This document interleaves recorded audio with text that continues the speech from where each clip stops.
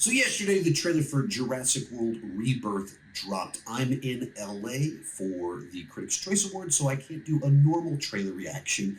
The trailer dropped while I was in studio with Straw Hat Goofy talking movies way too much. So there actually is a reaction of the two of us watching it and then talking about it, but that hasn't been posted yet, so I can't share it with you. But I wanted to share my thoughts on this trailer since this is one of my most anticipated films of the year. Generally speaking, I am cautiously optimistic. And what I mean by that is that from the get go, the Jurassic World franchise started off down a path that was overtly a soft reboot, where it's in continuity, but they're trying to recapture the vibe of the original Jurassic Park, just with the park actually getting to open and introducing dinosaur monsters, stuff like that. And from there, it kind of went down this path with human clones and evil Apple. It kind of lost the sense of wonder and the sense of exploration. That was never really in the Jurassic World movies. And right out of the gate, the basic premise here of scientists and mercenaries going to an island that hasn't been manned. These are not the domesticated dinosaurs from the actual Jurassic World that people were looking at. These are the ones on their own space, uh, left alone. And so you have, once again, that sense of going to their world and exploring their world. And you're in the danger zone. There is no safety. There's nowhere you can turn. There's nowhere to escape to besides just leaving overtly. And I think right inside of that, you get back to that sense of adventure and hopefully the sense of wonder. The two big things independent from the trailer that had me excited were the writer and the director. David Koepp is the writer who wrote the scripts for the two Steven Spielberg Jurassic films. Now, those were adaptations of books. It's not quite the same thing, but when you're talking about the voice, the vibe, the way action is crafted, there's certain things that he was a part of creating at least one fantastic film. And so you bring back that person and you get back to that original vibe a little bit more. The other one is the director, Gareth, who did Godzilla, Rogue One, the creator.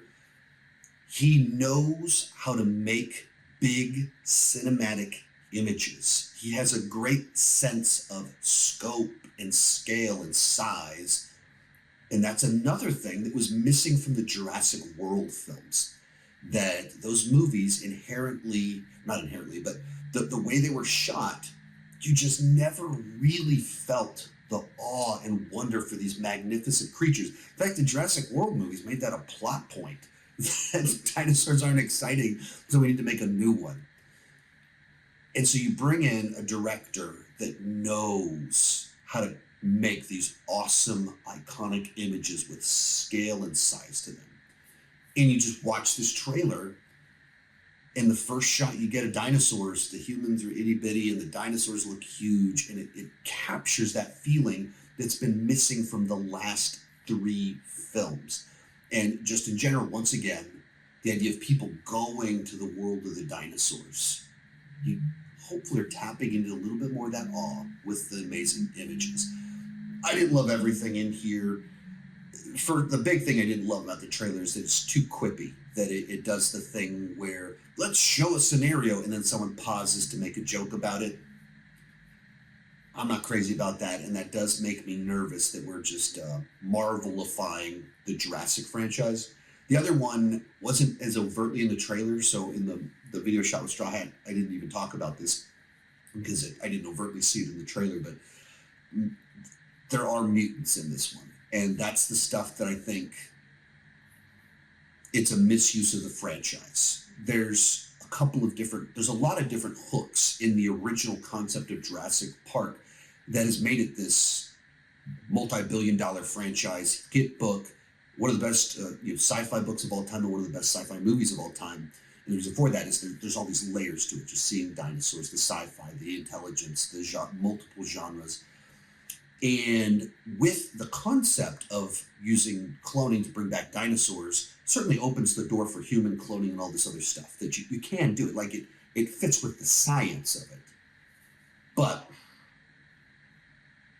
Dinosaurs are the actual hook.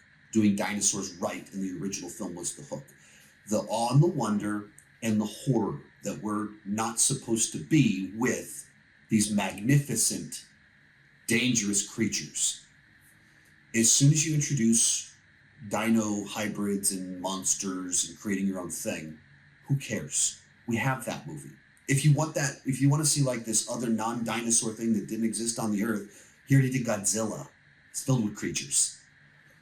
So I just don't think that's ever the right direction to go, because the thing that's so fascinating is that dinosaurs were on the earth. And so what if humans and dinosaurs were together in the modern era? That's what's intriguing. So why another hybrid? I have no idea. I just always think that's the wrong direction to go. But the trailer itself, seems like something to do that is a good extension of the franchise.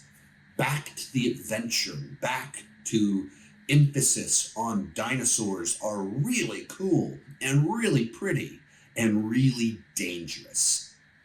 So I'm cautiously optimistic.